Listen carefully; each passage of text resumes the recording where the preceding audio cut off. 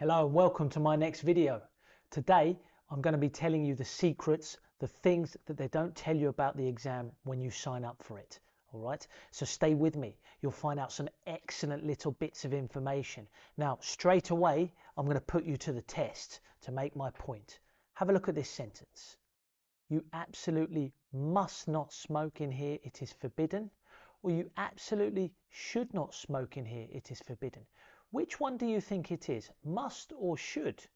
Are we talking about prohibition or recommendation? Think about it, and I'm going to give you 5 seconds to make your decision. All right? 5, 4, 3, 2, 1.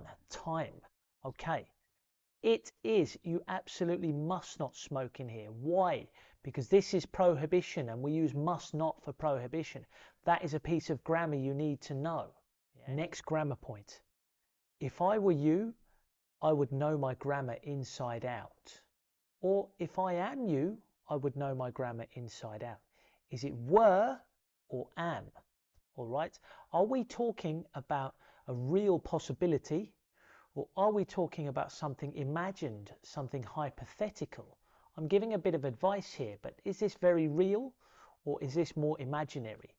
Think about it, were or am. All right, I'll give you 5 seconds to make your decision.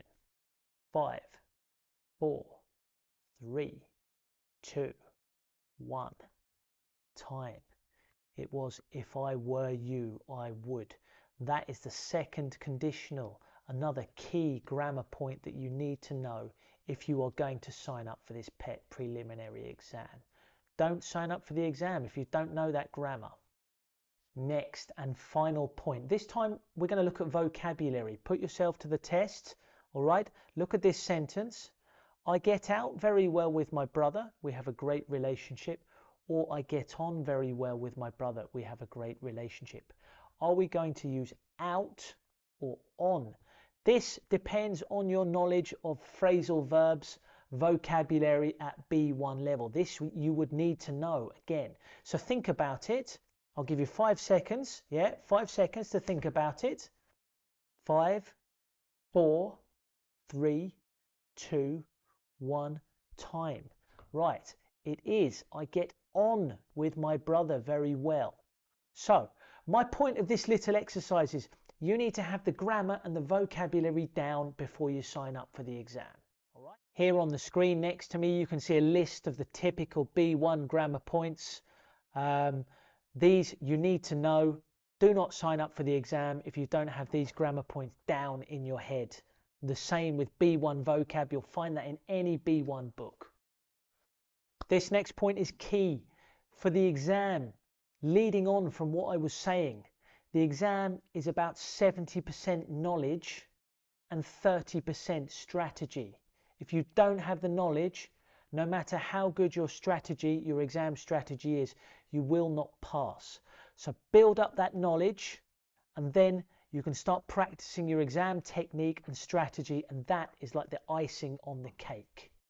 You need the strategy, but you need the technique more. Technique first, then strategy. Next, I wonder if you knew that approximately the pass mark for the PET exam is 70%. This means that overall you need around about 70% to get that B1. So if you are getting 70% in your reading, writing, listening and speaking, that is enough to pass overall. Now, when you're practicing, you're getting your mark feedback from your teachers about your speaking, writing. You're checking your reading and listening exams, and you're getting around 70%. Some days you get 68%. Some days you get 71%. For me, that tells me that perhaps you need to practice a bit more. Why? Because you could pay Cambridge for the exam, and then you could have a bad day and hit 65%. The listening is difficult, or there's a few words that you haven't seen before.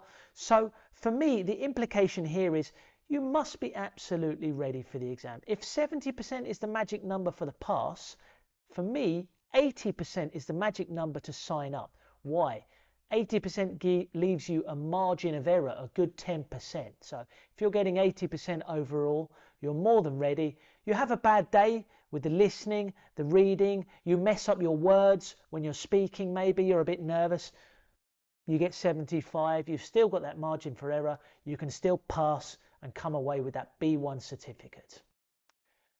The next thing that they do not tell you, you can practice your pet skills, you can develop your knowledge with free resources online. There are thousands of really excellent resources online, and all you've got to do is go into Google or whichever search engine you're using. Exam samples, exam practice for the reading, writing, listening, speaking, it's all there online. All of the grammar's there. There are thousands of excellent grammar exercises. Type them in.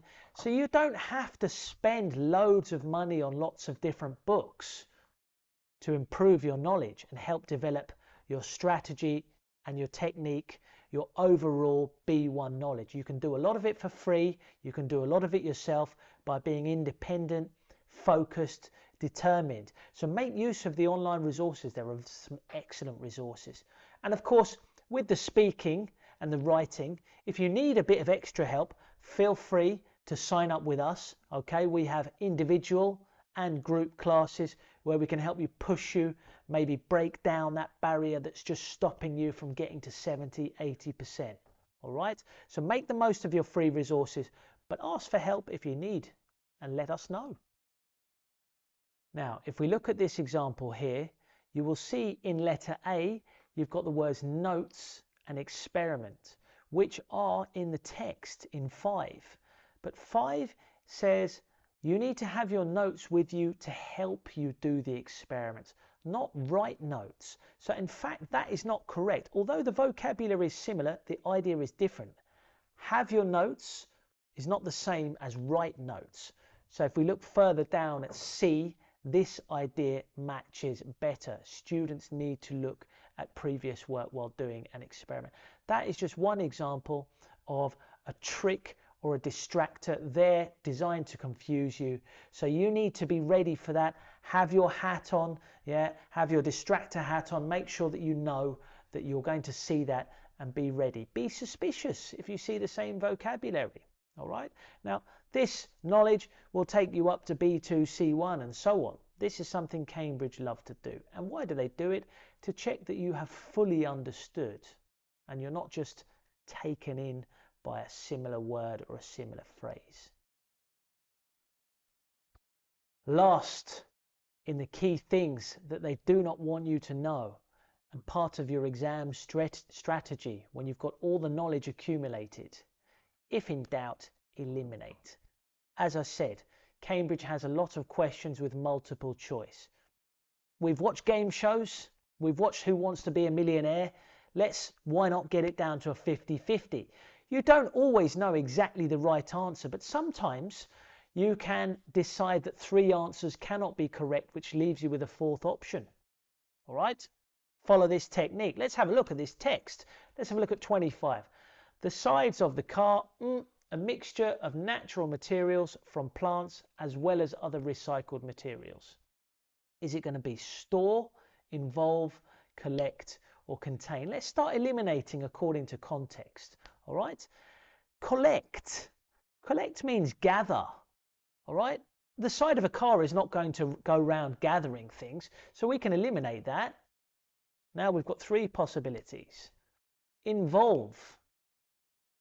Involve means includes an idea or include people in a task. So that does not fit the context either. So let's eliminate that. So we've got store and contain, 2 a bit more similar. We're down to a 50-50 now. Again, we're using our knowledge of vocab and context. The difference between store and contain is quite small. Store. When do we use store? Think of a store, a shop, or a warehouse or something. It is where you keep goods or products for later use. A place, a store, a warehouse or something. Whereas contain just means that it's inside that. Now, the side of a car is not a warehouse, it's not a shop, all right? But it may have things inside. So we can eliminate store and go for contain. That is an example of how to approach things strategically and bit by bit. Even though you're not 100% sure, you can narrow it down to 3, and then 2, you're 50-50, and then 1. All right? So let's have a quick recap of what they do not want you to know. Let's start. You need to know your grammar and vocab. If we go back to the beginning of the lesson, modal verbs: must, obligation, mustn't, prohibition, should, recommendation. Conditionals: I use this phrase, if I were you, I would. And in fact, that is a really good little phrase to give recommendations. You can also build that into your writing. If I were you, I would go to Paris. It's an amazing city to visit. Yeah? So have your grammar and your vocabulary down before you sign up for the exam. That is key. Leading on from that, strategy versus technique. Technique, strategy, knowledge. What's the most important? Knowledge is the most important. If you have your vocabulary, your grammar down, that's 70% of the battle. The remaining 30% is your strategy. Sign up with us, practice your exams, download your exams online, get copies, okay? Which leads us to our next point. You've got free resources everywhere. Look online. You can find everything you need online. And before you sign up, you've done your vocab, you've done your grammar, you've done your exam practice. 70% is that magic number.